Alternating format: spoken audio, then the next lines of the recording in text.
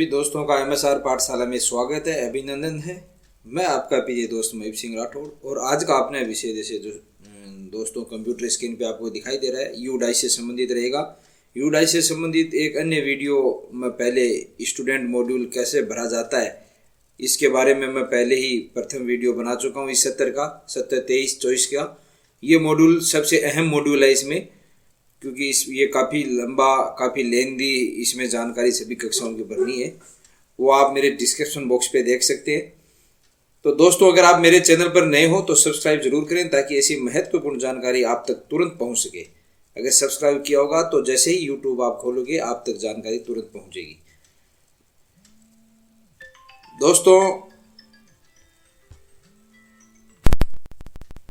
Video थोड़ा लंबा हो सकता है दोस्तों, क्योंकि यूडाइस का जो मैं आज है वो प्रथम प्रोफाइल एंड फैसिलिटी इसके बारे में बताने जा रहा हूँ, तो थोड़ा बहुत लंबा वीडियो ज़रूर हो सकता है।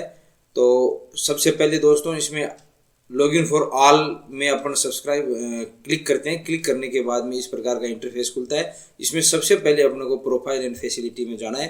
यहाँ पर जाने के बाद में यहाँ पर उपयोगकर्ता का नाम पासवर्ड ये पूछा जाएगा, तो यहाँ आप नाम पासवर्ड डाल सकते हो, कैप्चा डाल सकते हो। तो ये मैं डाल के ओपन करता हूँ। तो इस प्रकार का इंटरफेस खुलकर सामने आएगा, जिसमें 3 यहाँ पर आपको मॉड्यूल अलग अलग दिखाई दे रहे हैं। उसमें सबसे पहले प्रोफाइल एंड फैसिलिटी मॉड्यूल, उसके बाद में टीचर मॉड्यूल और उसके बाद में स्टूडेंट मॉड्यूल। तो 1 बाय 1 इनको भरना होगा दोस्तों। तो आज अपन बात करेंगे profile and facility module, teacher module की भी बात करेंगे और स्टूडेंट मॉड्यूल की भी। अगर वीडियो ज़्यादा लंबा नहीं हुआ तो इन तीनों मॉड्यूलों की अपन चर्चा करेंगे। तो सबसे पहले चलते हैं, क्लिक करते हैं प्रोफाइल एंड फैसिलिटी मॉड्यूल पे दोस्तों। तो इस प्रकार का इंटरफेस खुलकर सामने आएगा दोस्तों। इसमें अगर आपको देखा जाए तो डाटा कैप्चर फॉर्मेट है 1.1 से लेके 2.28 तक अपने को यहाँ पर ये सब है जो अपने को भरने पड़ेंगे। ये जो अलग अलग बॉक्स में दे रखे हैं दोस्तों, ये 1 बाय 1 करके सब भरने। और पिछली 70 के भरे हुए आएंगे, उसमें से आपको अगर कोई परिवर्तन करना है तो चेंज करना है, अदरवाइज आपको सीधा ही भर देना है। इसमें आप लैंग्वेज चेंज कर सकते हो दोस्तों। यहाँ पर इंग्लिश आ रही है तो आप यहाँ पर लैंग्वेज हिंदी कर लें, ताकि ये सारे के सारे देखो हिंदी में आ जाएंगे। उसके बाद में आप यहाँ पर ये अपने लागू नहीं है, फिर उसमें भाषा और अन्य। तो सबसे पहले इसको आप क्लिक करें यहाँ से। यहाँ पर क्लिक करते ही दोस्तों यहाँ पर डेट आ जाएगी कि आपने कब भर रखा है। जैसे मैंने ये जो पहला ये 1.24 से 1.36 तक है वो 6/10/23 को मैंने भर दिया है और उसको पूरा कर दिया है। जब तक पूरा नहीं होगा तो यहाँ पेंडिंग आएगा दोस्तों, पेंडिंग लिखा हुआ आएगा। और जैसे ही आप पूरा कर दोगे तो डेट सहित ये पूरा यहाँ पर लिखा हुआ आ जाएगा। तो जैसे ये इसमें पहले चलते हैं 1.24 से 1.36 के पे क्लिक करते हैं। यहाँ पर क्लिक करते ही ये आपके खुलकर सामने आ जाएगा। भाषा व अन्य पर क्लिक कीजिए दोस्तों। तो भाषा व अन्य पर क्लिक करते ही जैसे ये सब की सब चीज़ें खुलकर सामने आ रही हैं यहाँ। तो आपके कौन कौन से सब्जेक्ट हैं, एक विषय के रूप में पढ़ाई जाने वाली भाषाएं जैसे हिंदी, इंग्लिश, संस्कृत है, ये तीनों होती हैं अपने। और किस किस क्लास से ये आरंभ होती हैं, जैसे 1, 2, 3, 4 हिंदी आरंभ हो जाती है, उसी प्रकार इंग्लिश भी आजकल 1, 2, 3, 4 से आरंभ हो जाती है। और संस्कृत है वो 6ठी क्लास से आरंभ होती है। तो यहाँ पर कक्षाएं चुने आप, कक्षा चुने पर क्लिक करके और सारी की सारी कक्षा आपको सिलेक्ट करनी पड़ेगी। उसके बाद में यहाँ पर कितने लड़के हैं, कितनी लड़कियाँ हैं और कितने ट्रांसजेंडर हैं, इनकी संख्या आपको यहाँ पर इनके सामने प्रदर्शित करनी पड़ेगी। और अगर किसी के उर्दू है, पंजाबी है, तो आप चौथी भाषा, तीसरी भाषा उर्दू या पंजाबी भी यहाँ पर दोस्तों इनमें से ड्रॉप डाउन बॉक्स में इस ड्रॉप डाउन एरो से आप सिलेक्ट कर सकते हैं। तो इस प्रकार ये सिलेक्ट करना है दोस्तों। ये सिलेक्ट करने के बाद में अगर इसके नीचे अपन चले हैं तो यहाँ पर क्या ये विद्यालय विशेष आवश्यकता वाले बच्चों के लिए है, तो नहीं आप आ जाएगा। अगर यहाँ पर हाँ आएगा तो फिर यहाँ पूछेगा कि किस प्रकार से उल्लेख करें। यहाँ विशेष विद्यालय के प्रकार का उल्लेख करेंगे, वो किस प्रकार का होगा। क्या ये शिफ्ट स्कूल है, यानी 2 शिफ्टों में चल रही है, तो यहाँ या नहीं भरना आपको। और उसी प्रकार यहाँ पर 1.27 में क्या ये आवासीय स्कूल है, अगर है तो यस, या नहीं है तो नॉन रेजिडेंस आएगा।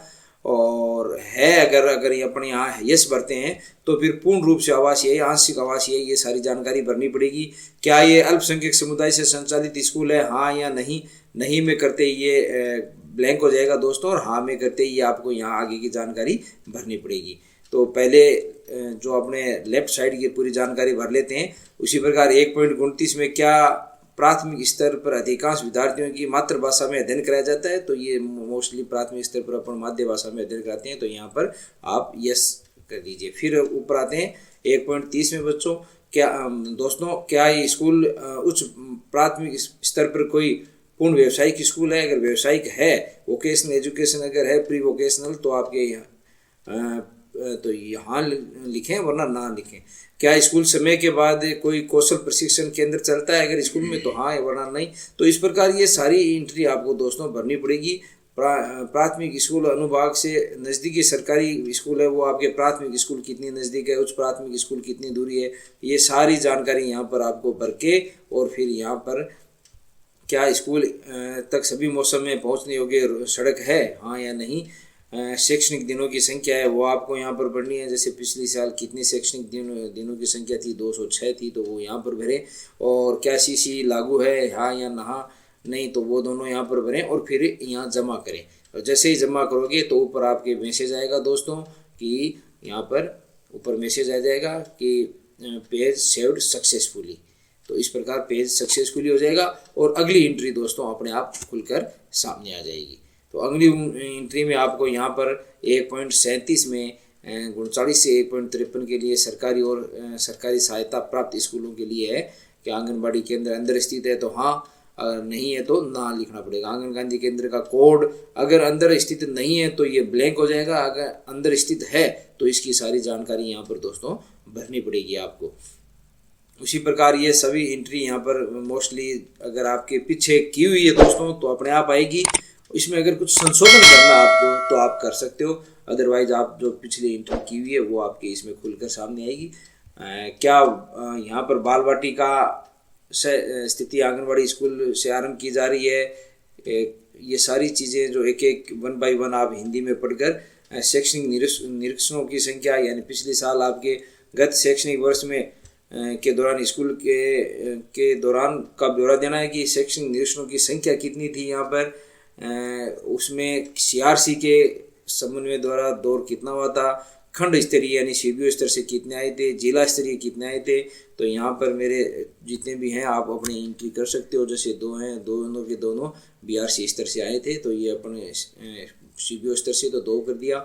इस प्रकार ये 1 बाय 1 सारी एंट्रियाँ दोस्तों भरनी है। पिछले शैक्षणिक वर्ष में आयोजित एसएमसी एसडीएमसी की मीटिंग संख्या कितनी थी वो आपको यहाँ पर भरना है, और यहाँ पर इस प्रकार सारी की सारी उल्लेख करना है। और एसएमसी विकास योजना तैयार की गई है, अगर हाँ तो हाँ वर्ष का उल्लेख करें, यानी वर्ष का उल्लेख करें तो ये आप जैसे पिछले वर्ष 2023 की जानकारी है तो 2023 करें यहाँ पर।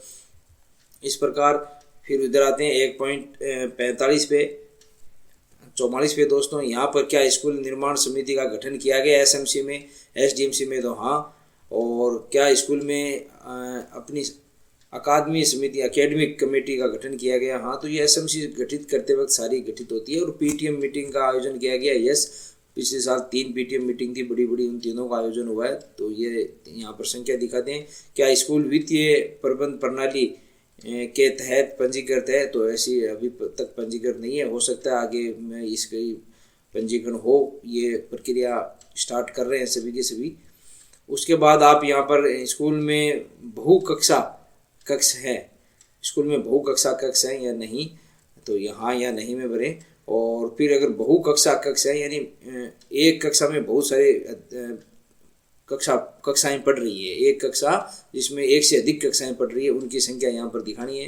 एक ही कक्षा में एक साथ पढ़ाए जाने वाले बच्चों की संख्या और कक्षाएं अगर है तो फिर यहाँ पर आपको मेंशन करनी पड़ेगी।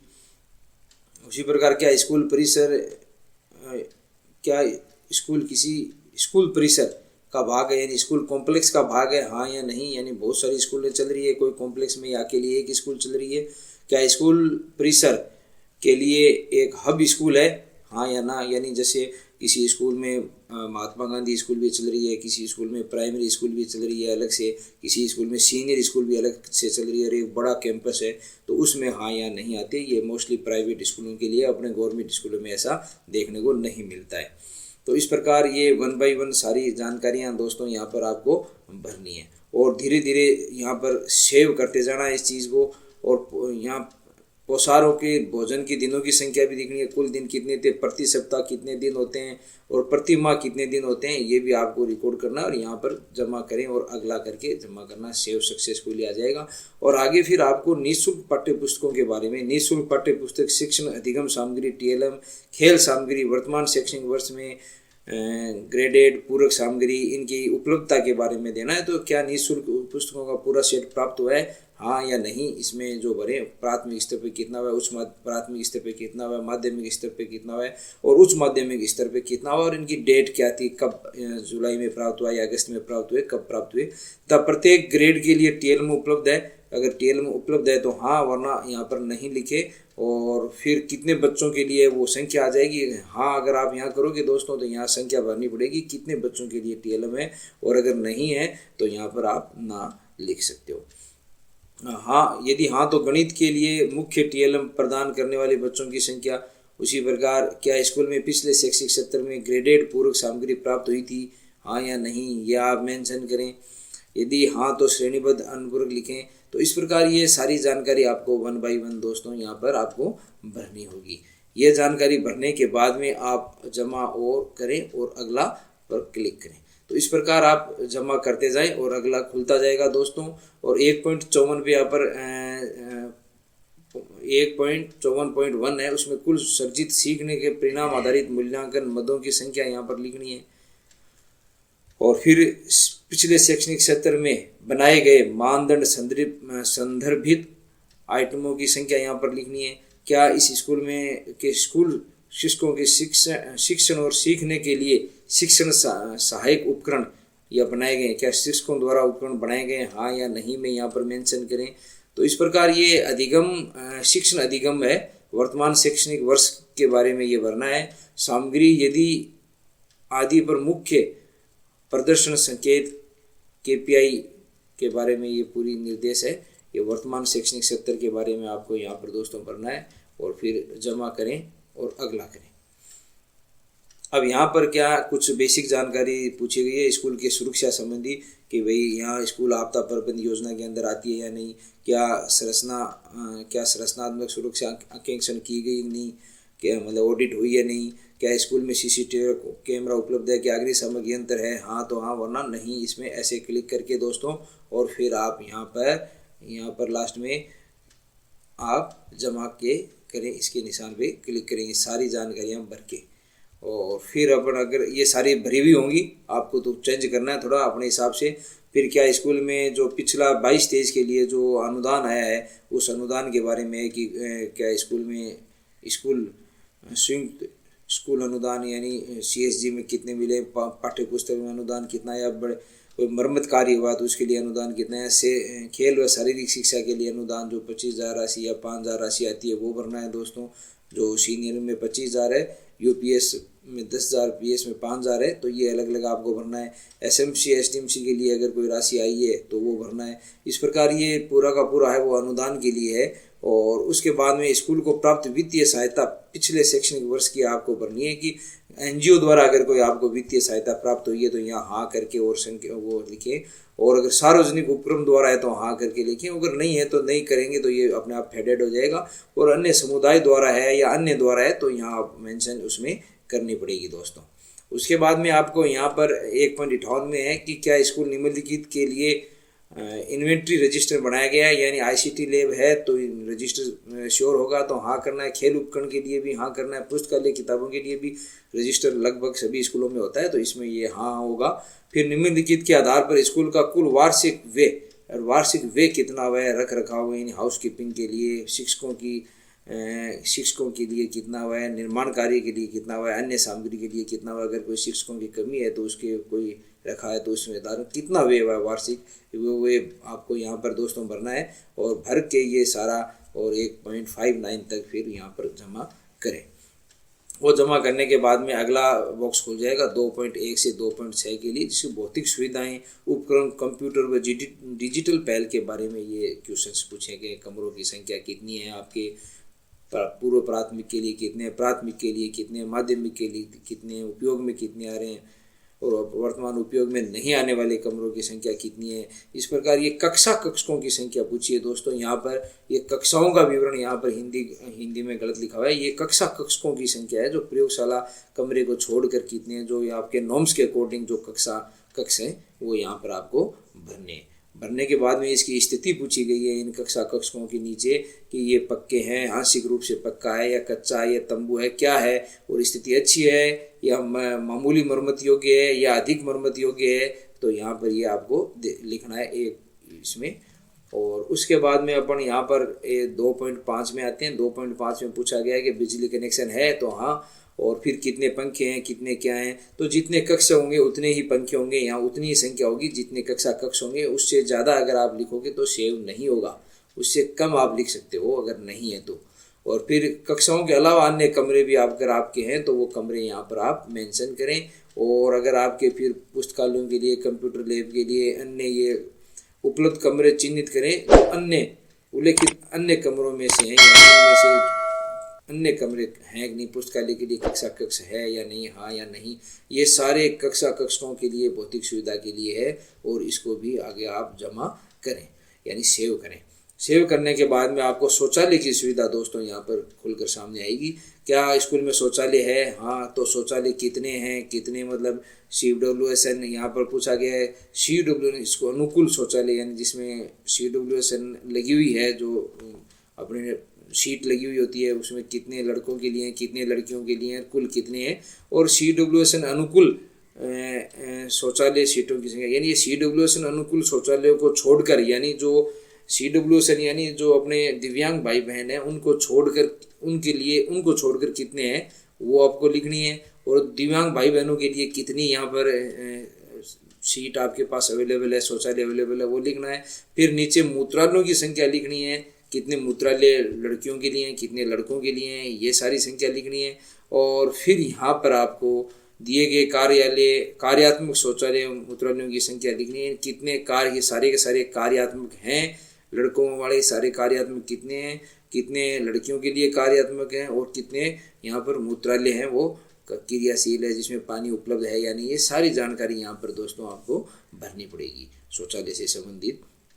उसके बाद में अपने यहाँ पर अगर देखा जाए 2.11 में आते हैं। इसमें पुस्तकालय की सुविधा के लिए है कि पुस्तकों में कितनी, पुस्तकालय में बुक बैंक है या अपने पढ़ने का कोना है या क्या पुस्तकालय है, क्या है, और उसमें कितनी पुस्तकें उपलब्ध है। ये सारी जानकारी आपको पुस्तकालय से संबंधित जानकारी इधर भरनी पड़ेगी कि बच्चों को कितनी बार लाइब्रेरी आपने बच्चे पढ़ने के लिए दी गई पूरी वर्ष में, वो आपको यहाँ पर लिखनी है। क्या स्कूल में पूर्णकालीन पुस्तकालय है या नहीं, ये पुस्तकालय संबंधी सारी जानकारी यहाँ पर दोस्तों आपको देनी है।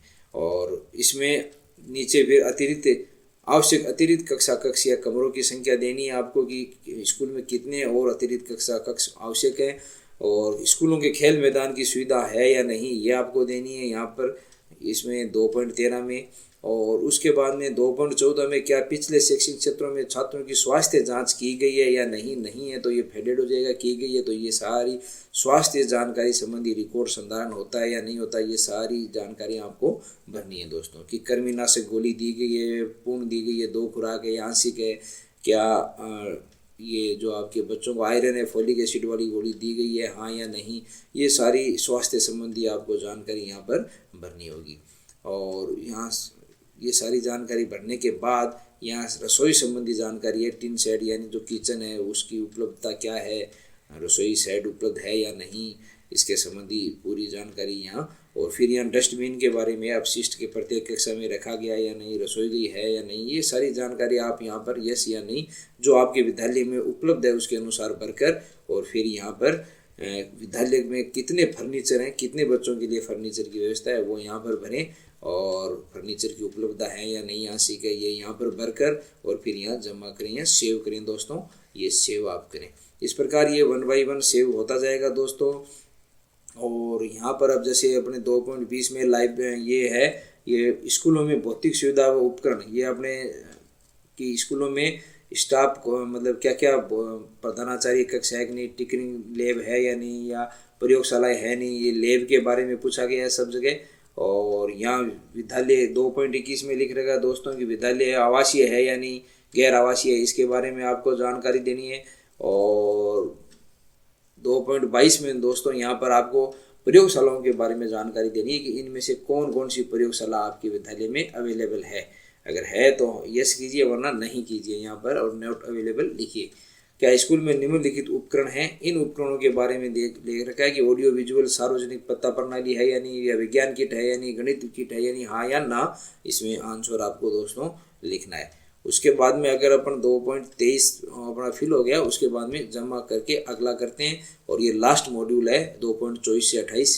तो कंप्यूटर व डिजिटल उपकरणों के बारे में पूछेगा कि आपके पास पीसी कितना है, लैपटॉप कितने हैं, टैबलेट कितनी है और इंटीग्रेटेड टीचिंग लर्निंग सिस्टम है यानी प्रिंटर कितने हैं, इसके बारे में सारी जानकारी पूछेगा। ये जो टेक्नोलॉजी से संबंधित जो सामान है उसके बारे में, और इंटरनेट की कौन सी सुविधाएं हैं ये ड्रॉप डाउन में आप देख लो कितनी क्या क्या सुविधाएं, ब्रॉडबैंड है या यूएसबी है, टेलीफोन लाइन है या मोबाइल इंटरनेट है, जो भी आपकी उपलब्ध है विद्यालय में ये लिख के और यहाँ पर आप ये सारी जानकारी लिखें।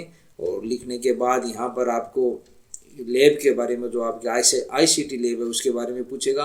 आईसीटी भी लैब में के बारे में कि इसकी किस वर्ष इसका मतलब क्रियान्वयन वर्ष पूछेगा, किस प्रकार की लैब है, किस प्रकार का मॉडल है, ये सारा यहाँ पर ये जानकारी मांगी गई है। और लास्ट में आप जमा करें या फिर डैशबोर्ड पर वापस जाएं। जमा करके दोस्तों डैशबोर्ड पर जाएं सेव करके, ताकि ये सेव हो जाए। फिर वापस नीचे जाके और डैशबोर्ड पर जाएं। और डैशबोर्ड पर आप जाओगे तो ये दोस्तों देखो जो पूरा किया ये सारा भरा हुआ आएगा विथ डेट सहित, ये यहाँ पर आपको सारा भरा हुआ मिलेगा। तो इस प्रकार अपनी प्रोफाइल है वो फर्स्ट वो अपन ने पूरी भर दी है।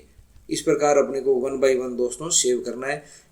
वीडियो काफ़ी लंबा हो गया है, लगभग आधे घंटे का होना जा रहा है दोस्तों, इसलिए स्टूडेंट मॉड्यूल का मैं अगला वीडियो बनाऊंगा।